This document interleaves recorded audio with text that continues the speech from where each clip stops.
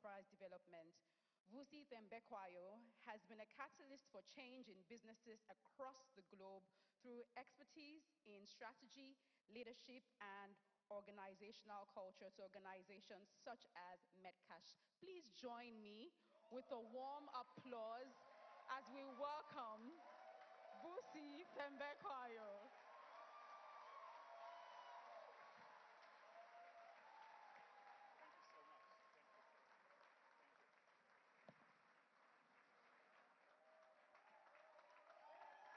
Amazing, amazing, amazing. Glory to God, glory to God,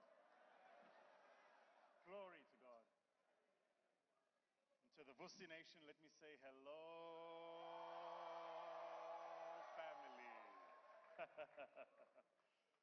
What an incredible privilege to be here at Covenant Nation, Pastor Poju, and to the leadership of this incredible church and this community. Thank you so much for the opportunity to be here with you all. So we give Pastor Poju a round of applause. Extraordinary. And to my fellow speakers that have come before me and those that will come after me, I'm so humbled and privileged to share stage with men and women of your caliber and substance. Round of applause for the other speakers on this program. I hope to tap into some of that alpha intelligence that I heard mentioned a bit earlier.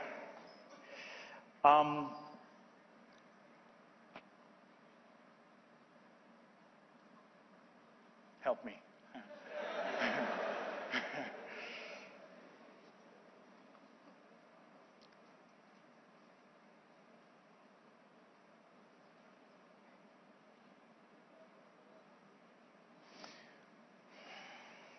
Hold on.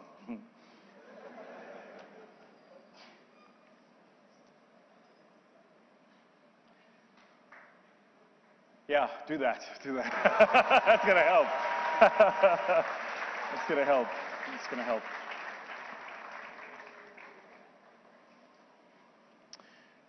What an incredible time to be alive. Incredible moment in the history of this little rock we call Earth, for all of us to be here as sentient beings experiencing this thing called life. Never, not in the history of this glorious continent of ours, have we had at our footsteps the opportunities that we have, and I speak in particular to the young people who have this incredible opportunity you have in front of you today.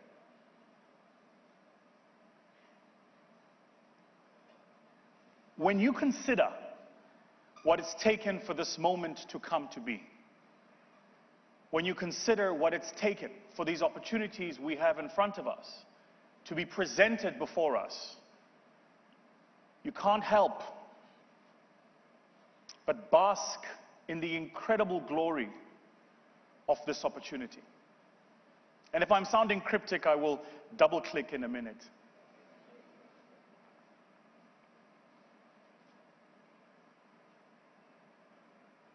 I have a theory, and that theory will be my thesis for our time today, and it is this. It is that this moment and this season is for you and I to seize and to make the best of it. But for us to seize it and to make the best of it, we have to be intentional about this moment and this season. Having listened to the speakers that came before me, it's a consistent and a persistent theme that they shared with us here today, that excellence can happen under many circumstances, but it can never happen as a coincidence of fact. Excellence happens when you are intentional and deliberate about pursuing excellence. Now let me say, how do I explain this? In my spiritual life, I would love to have been Nigerian. I really would have. I really would have. I shared with Pastor yesterday, I said, you know, Nigerians are so interesting. You guys imported the church and are now exporting the church to the countries where you imported the church from. If you go anywhere in the world and you find a community of Nigerians, you will find a church, a business, and a church. And it is, I must tell you, the cause of much envy from the rest of us who come from many other parts of the continent. Because that which for you is second nature and a part of what is a part of your makeup, we are still learning. We are still learning how to make things happen for ourselves. We're still learning how to believe in ourselves. We're still learning how to migrate into foreign territories and terrains and establish a community of those like ourselves. See, we're still new at this project of being intentional about what we want our community to be. Now, I don't want to mask over the cracks, so let me be clear. That your beautiful country, beautiful albeit, is not perfect. But if you seek perfection, you will miss the opportunity for improvement. And so the challenge for us young people in the season we are in today is to bemoan less the state of imperfection and to bask more in the opportunity of improvement. Everything we are, everything we present, and everything we export to the rest of the world is a function and a consequence of us seeing first the opportunity for improvement and then seizing it. So, whereas there are those that bemoan that which is not perfect, there must be those amongst us that look for the cracks and create value. For those of you here who are entrepreneurs, you know this because you do this on the daily. My brother E, who was here on stage earlier, and many others like him from this beautiful land of yours are examples to the rest of us in many other parts of the continent of what I call the true spirit of what it means to be a Nigerian. Now allow me, if you will, to be a bit facetious in my approach today, even presumptuous. Allow me to tell you how the rest of us from outside of this beautiful land of the yoga see your country from the outside. First, Nigeria is chaos. Wow. I genuinely think Jesus wakes up on a Sunday and goes, yo, wow.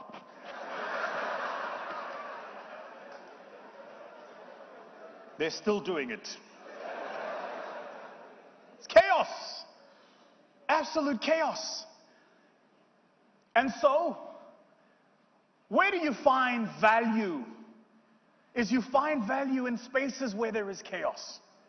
The reason Nigerians thrive no matter where in the world you are is whereas those of us who come from perfect environments of cushioned order get jolted into the chaos of reality. When you guys find yourself in chaos, you go, ah, look, home.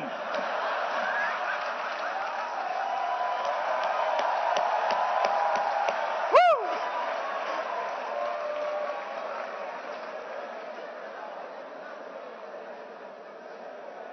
What a gift. Pastor, on the drive here,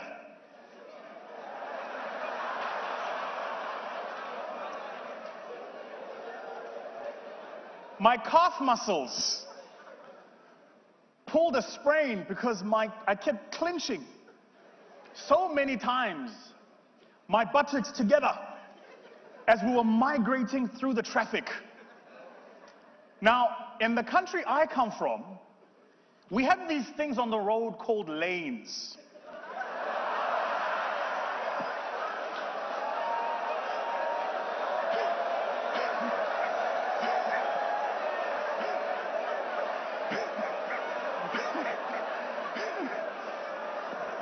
Glory to God, glory to God, glory to God.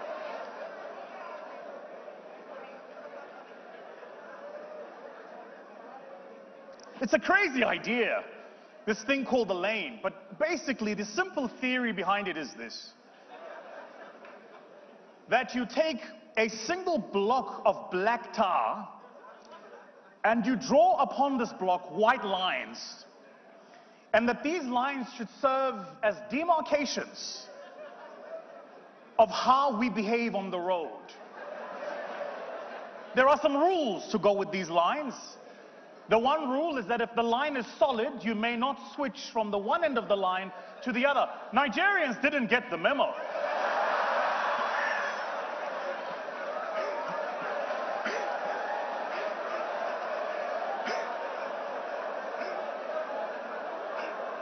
You guys just jump from the one side to the other.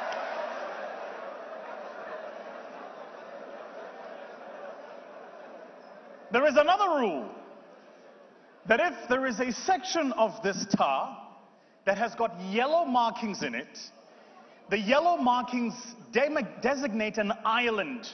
It's a crazy thing, this thing of an island. It means that none amongst us should populate it. No, not in Nigeria. So on the drive here, I watch and enjoy. I mean, this is a true story. They have now made 10 Fast and Furious movies. I challenge Hollywood to make a Fast and Furious Lagos. I challenge them. I want to see something.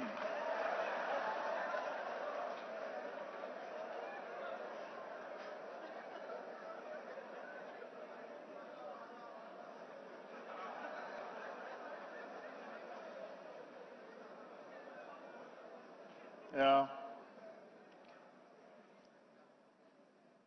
So I arrived here yesterday, and incredible, and the good people here at Covenant Nation have been so judicious in getting us here and diligent. True mark, by the way, honestly, and I'm not saying this because Pastor and Mummy are in front of me, but a true mark of what it's taken to build this place.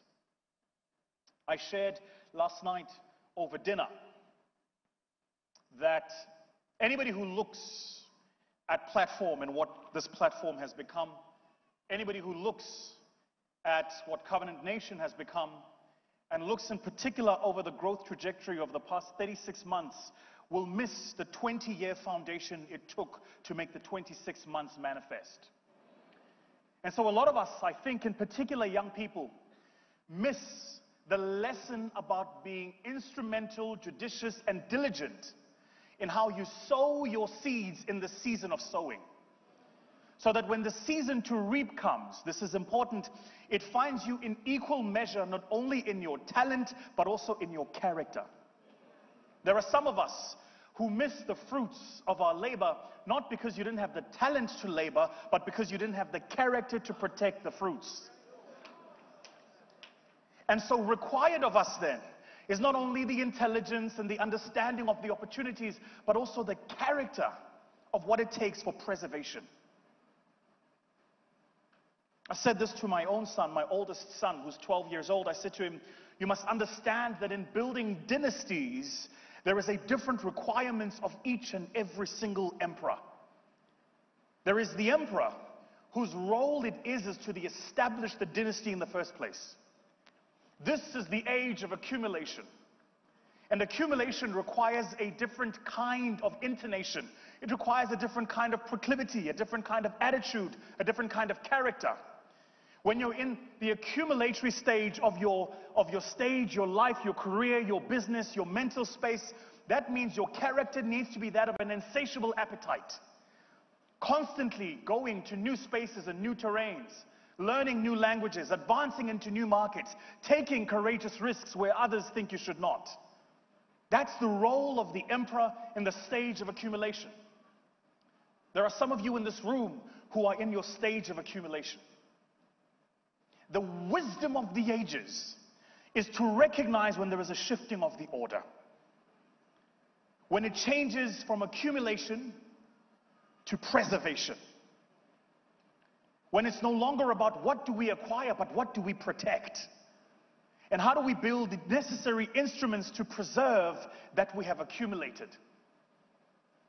Too many of us in our communities know all too often the stories of families that were wealthy at a point in time and then misused or misplaced their wealth.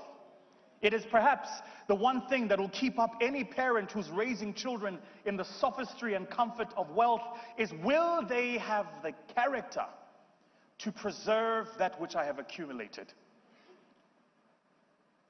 Now, to accumulate, one needs the insatiable appetite of the predatory animal that marches across the savannah, constantly conquering new territories and new terrains.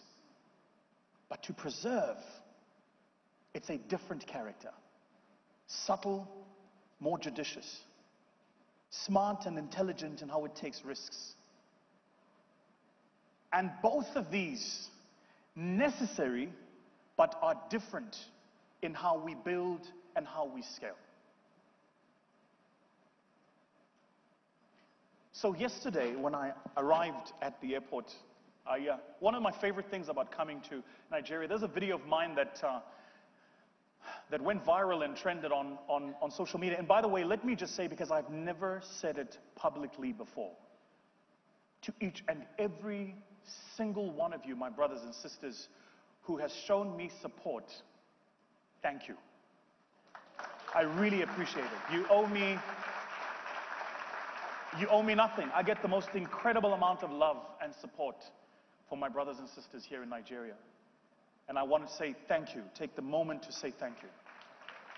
There is a video of mine that trended on social media, and I was talking about the hustler spirit that Nigerians have here. Most of you, if you've not traveled outside of your own country, would not be aware of this, but this hustler spirit that's built into your DNA, that oozes out of the red in your blood if you were to cut your skin, that makes up a fundamental part of who you are, that hustler spirit is foreign to some of us in other parts of the world. It's so deeply ingrained in who you are that we misunderstand it and we make enemies out of you. We find you in our markets and in our territory, and we think you're the enemy rather than we learn from how you move and how you do things. Now, there are some who will find the bad apples and say, but look at the bad apples. Well, show me any nation, any group, any civilization, or any tribe that does not amongst it have a rotten few apples. The opportunity for us as Africans is to bridge the gap. It's to reach across the divide and say, what can I learn from my brothers in Lagos or Port Harcourt or in South or Southwest? What can I learn? So I arrived at the airport yesterday, and I immediately know, as I get off the plane, I'm like, right, Vusi, we're in hustler land. Get ready for the hustle. And I love how Nigerians hustle you out of money. They call it a blessing.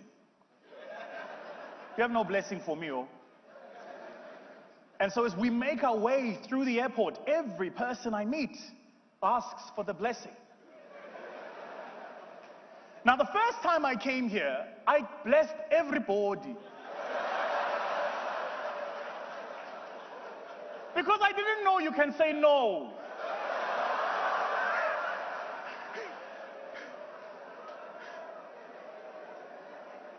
And my bank account wants to thank you for teaching me how to say no. I've learned so much about how to say no without saying no coming here in Nigeria. It's just been the most incredible experience. I want to say the following: take not for granted this hustler spirit that keeps your nation alive. You know, in every single economy, in every single marketplace, across the length and breadth of this beautiful continent we call home, if you look for a landmark company changing the terrain, you will find a Nigerian in the top 3.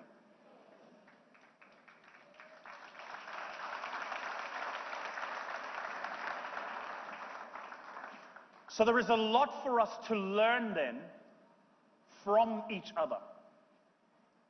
And for me, one of the things I learn is there is so much to glean from a people who can make order out of chaos, who can make navigating the Lagos traffic something they do on the daily to work and back, without having to take any substances to dull their senses.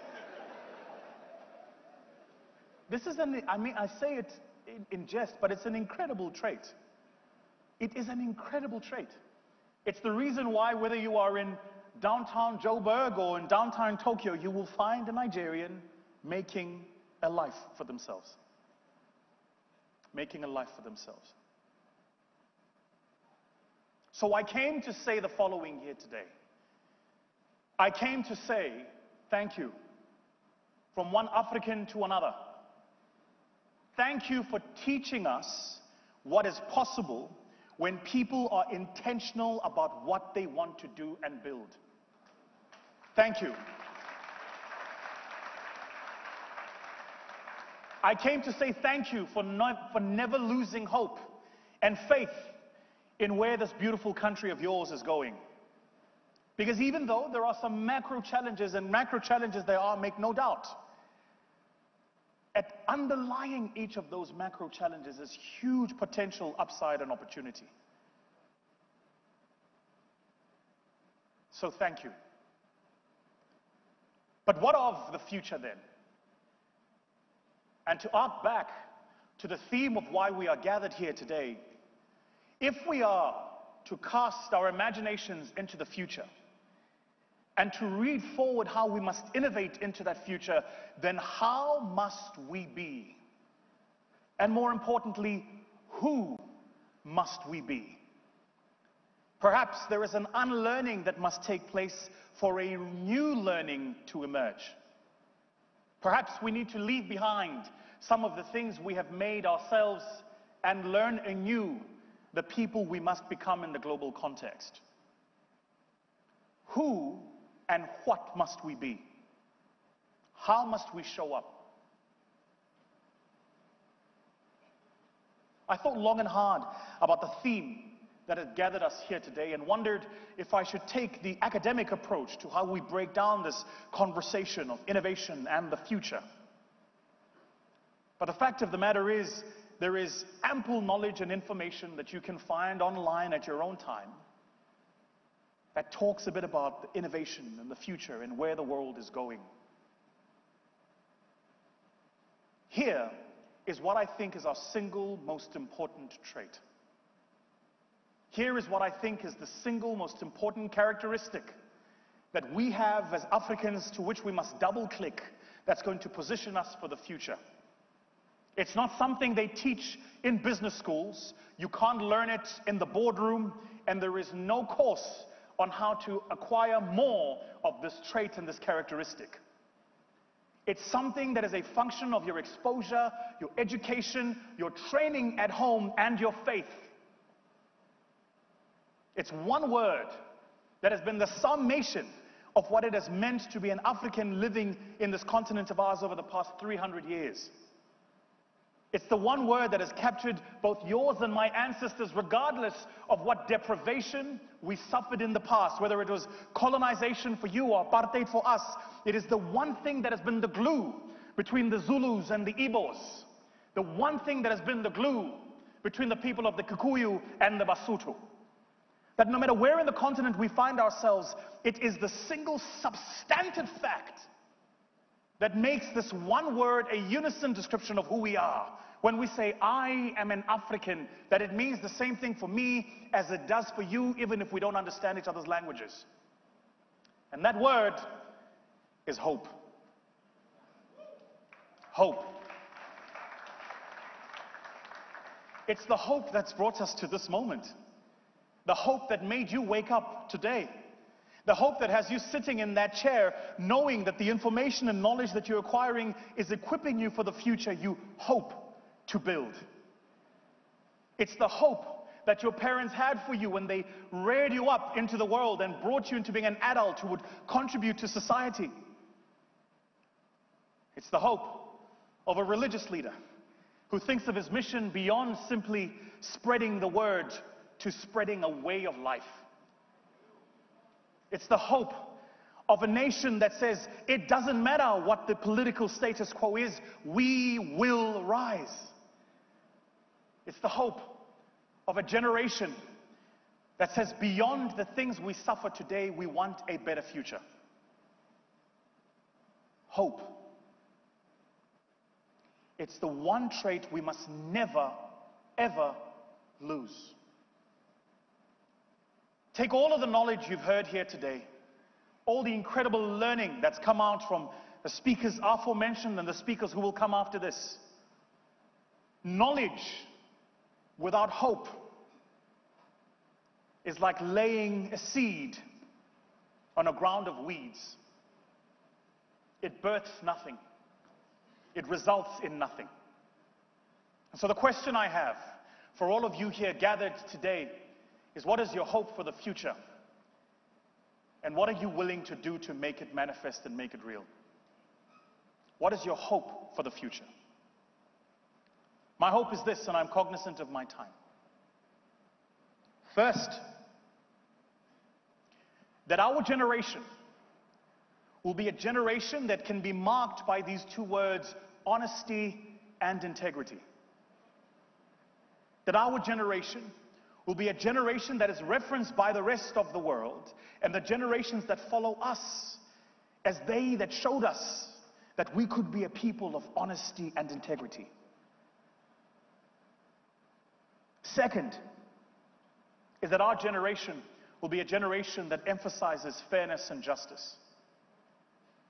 That we will go beyond simply that which is made real by the levers of power, but that which must be made real by the levers of justice.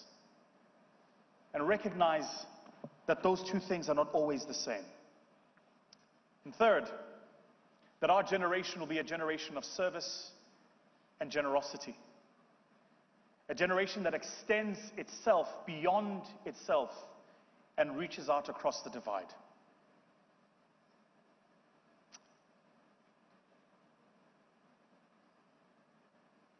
I want to belong to a generation of great men and women. I want to belong to a generation that inspires artists to write poems and musicians to write music. I want to belong to a generation that inspires young people to imagine a different future. I want to belong to that generation. I had the incredible privilege of meeting a man that belonged to that generation, the founding father of our own country, South Africa. A man who spent 27 years imprisoned in jail, 19 of them in an island designated away from his own home and his own family. A man who didn't have the privilege of raising his own children because he was trying to raise the hopes of a generation that would follow him. And the recognition that all of us here bear the responsibility of laying into our futures the works of our present task. That what we seed today, we reap tomorrow. As a father of 3 children, let me tell you, you couldn't separate them from me for 27 years, not for the love of money. And the single idea that one man would sacrifice his entire privilege of fatherhood, fighting for a principle, is something we should all learn from. Some of us change our principles just at the whims of a hashtag on Twitter.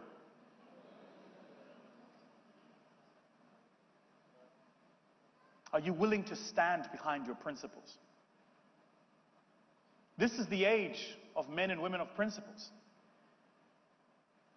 An age where the rest of the world seems to have lost its mind.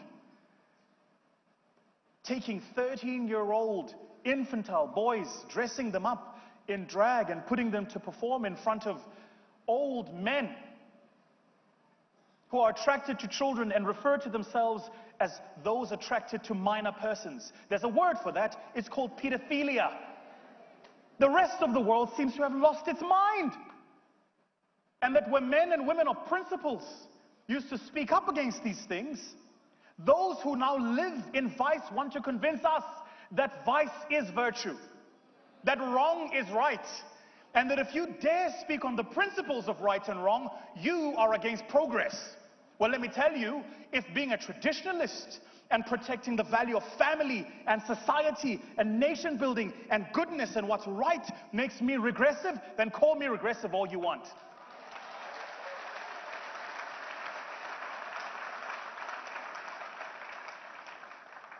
Beyond how we march into the future must be asked the question, what are the principles beyond which we are not willing to negotiate? Who will we be in the future? And how do we hold the line at the frontier of those principles? This is being streamed online. I am telling you for free that they will come for me after watching this. And this is why we cannot be believers and be cowards.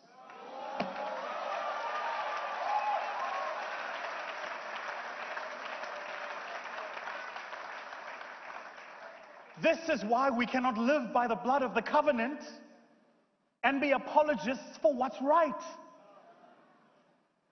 Because this season calls upon us that in an age where technology can outthink you, outdo you, and outwork you, it can't outworship you. Technology can't outhope you. It can't outhuman you. It can't outvalue you. The principles of what it means. We as Africans are the last frontier holding the line. And we must never forget that this is our season and our moment to hold the line. And so the question I ask of all of you here is, where are the men and women who are holding the line? In your spaces, in your industries, in your boardrooms, where are the men and women who say, this far and no further? I will not be part of that corruption, not be part of that deal, not be part of that discussion, not be part of that cheating. No, I will not be part of it. This far and no further. I'm so good, I should run for politics. What do you think?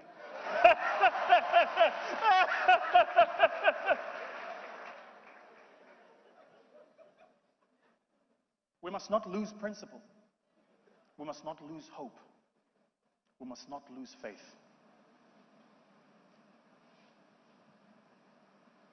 At 17, I had the incredible privilege of meeting Nelson Mandela. I just won the World Championship in public speaking. And I arrived at his office to meet him. And he and I sat in his study for an hour, what felt like an eon.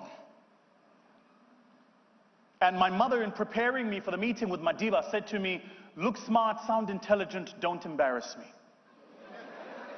Still the 3 words I utter in my head every time before I get on stage. And I decided that the only way I could be a young man of any substance in that meeting, and young people listen to this because it's important, was if I said nothing but asked really good questions. The life you seek and the blessing you pray for is at the other end of the questions you ask. Ask good questions. And so throughout the entire meeting, I'd prepared notes and taken notes. And I was asking these really good questions. And about 58 minutes into the meeting, his assistant, Zelda, peeks her head through the door, a mark that it's time to wrap this up. And Madiba, in only the most iconic way Madiba could do, looked at me puzzled, and he said, you know, when they scheduled the meeting, they told me you are a well-champion public speaker. And I said to him, yebo Dada. Dada, by the way, is a beautiful Xhosa word. It means grandfather. And Madiba looked at me and he said, but man, you have not spoken.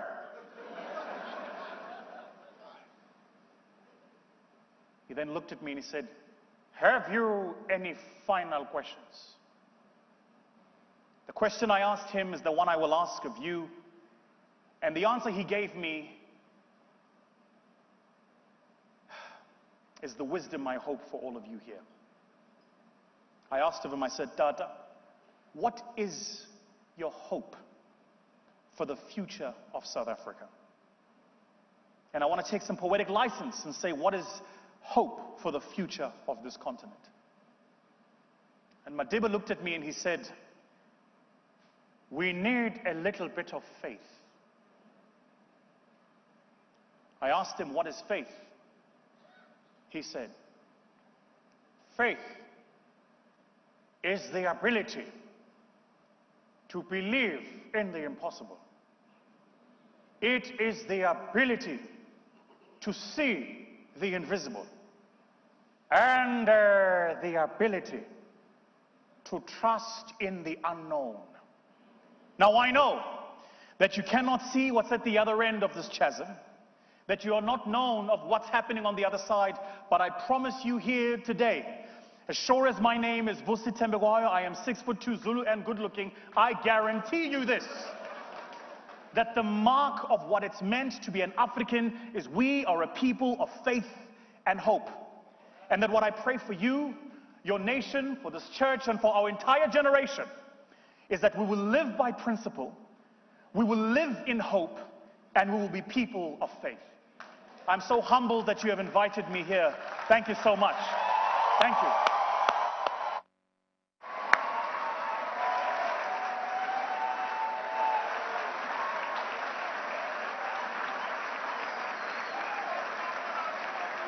Are we good?